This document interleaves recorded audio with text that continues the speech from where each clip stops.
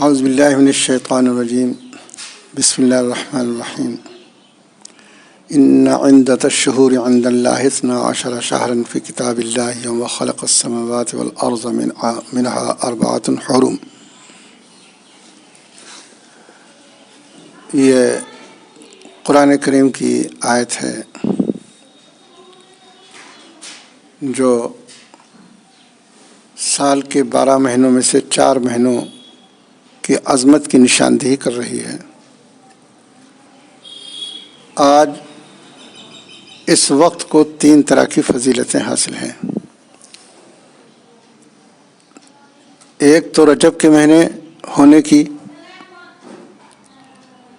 کہ جس کے بارے میں اللہ کے رسول نے ارشاد فرمایا اللہم بارک لنا فی رجبنا و شعبان و بلغنا رمضان، کہ اے اللہ رجب و شعبان کے مہینے میں برکت عطا فرما اور رمضان تک پہنچنے کی توفیق عطا فرما۔ تو ایک فضیلت تو رجب کے مہینے کی اور دوسری فضیلت آج جمعے کے دن کی ہے کہ جس کے بارے میں مسلم شریف کے اندر آیا خیر یوم طلعت علیہ الشمس یوم الجمعہ فی خلق آدم وفی ادخل الجنہ وفی اخرج منہا ولا تقوم الساعۃ الا فی یوم الجمعہ، کہ سب سے بہترین دن جس پر سورج طلوع ہوتا ہے جمعے کا دن ہے، جس میں حضرت آدم علیہ السلام کو پیدا کیا گیا، اور جمعے ہی کے دن حضرت آدم علیہ السلام کو جنت میں داخل کیا گیا، اور جمعے ہی کے دن حضرت آدم علیہ السلام کو جنت سے نکال کر اس روئے زمین پر بسایا گیا۔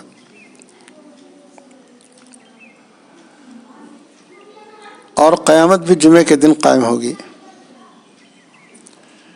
دیگر روایات کی روشنی میں یہ بھی معلوم ہوتا ہے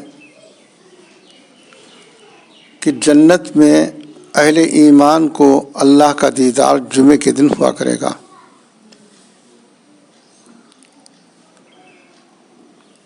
تو میں عرض کر رہا تھا کہ اللہ نے اس وقت کو جو فضیلتیں عطا کی ہیں وہ متعدد ہیں، جن میں سے ایک فضیلت بتائی گئی کہ رجب کے مہینے ہونے کی۔ رجب کے مہینے کی فضیلت قرآن کریم کی آیت سے معلوم ہوتی ہے جو میں نے تلاوت کی ہے۔ اس کا ترجمہ یہ ہے کہ مہینوں کی تعداد اللہ کے ہاں 12 ہے، اور یہ تبھی فیصلہ کر دیا گیا تھا جب اللہ نے آسمان و زمین کو پیدا کیا۔ یہاں ایک نقطے کی بھی بات معلوم ہوتی ہے، اور وہ یہ ہے کہ اسلامی تاریخ جس کا تعلق 12 مہینوں سے ہے وہ سنت ہے۔ چنانچہ صوفیاء اکرام، بزرگان دین، علماء محققین کے ہاں یہ بات طے شدہ ہے کہ اسلامی تاریخ کو رواج دیا جائے اور اسلامی تاریخ کو تحریروں میں، مکاتب میں لکھا جائے۔ قرآن پاک میں ارشاد ہے یسألونک عن الأہلہ، وہ آپ سے چاند کے بارے میں سوال کرتے ہیں، قل ہی مواقیت للناس والحج، تو آپ کہہ دیجیے کہ یہ وقت کے جاننے کا ذریعہ ہے۔ تو اس سے بھی معلوم ہوتا ہے کہ اسلامی تاریخ جس کا تعلق چاند سے ہے اللہ کو یہ پسند ہے۔ کہ جب اللہ کے رسول سے سوال کیا گیا کہ چاند کا کیا فائدہ ہے، تو آپ نے جواب میں یہی ارشاد فرمایا کہ اس کا فائدہ ہے کہ لوگ وقت کو جانیں۔ سب سے اہم بات یہ ہے کہ انسان اگر فراموش کر دے، بھول جائے کون سال، کون سا مہینہ، کون سی تاریخ، اگر ساری دنیا کے انسانوں پہ نسیان طاری ہو جائے تو چاند نکلنے پہ وہ سب معاملہ صحیح ہو جاتا ہے۔ چاند نکلا، پہلی تاریخ ہو گئی۔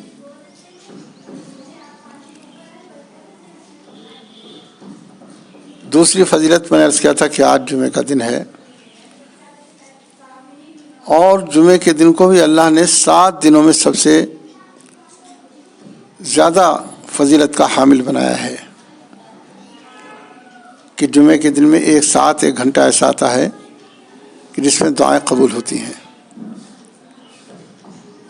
وہ کون سی ساعت ہے، اس سلسلے میں جو ترجیحی روایات ہیں ان میں 2 چیزیں ख़ास طور پر ہیں. ایک تو جمعے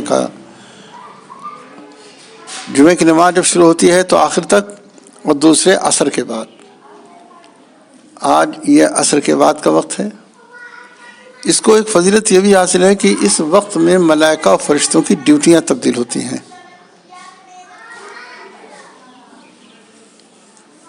جیسا کہ روایت میں آتا ہے کہ فجر کی نماز کے بعد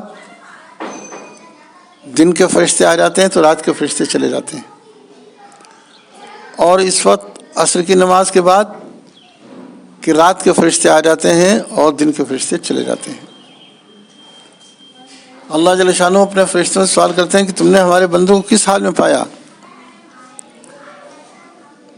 تو جو بندے نماز پڑھتے ہیں، اللہ کی اطاعت میں مشغول ہیں،